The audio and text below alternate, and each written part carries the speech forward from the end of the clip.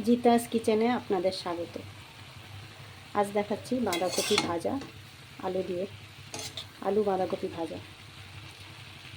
সর্ষের তেল গরম করে তার মধ্যে জিরে, কাঁচা লঙ্কা, তেজপাতা আর গোটা গরম মশলা ফোড়ন দিয়ে প্রথমে কাটা আলুগুলোকে ভালো করে হালকা করে ভেজে নিয়ে বাঁধাকপিটা দিয়ে দিলাম।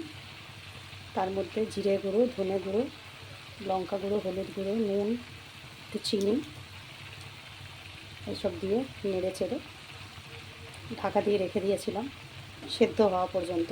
আলু সেদ্ধ হয়ে গেছে, কপিও অনেকটা ভাজা ভাজা হয়ে গেছে। এবারে ধনে পাতা কুচি, টমেটো আর কাঁচা লঙ্কা কুচি দিয়ে দিলাম।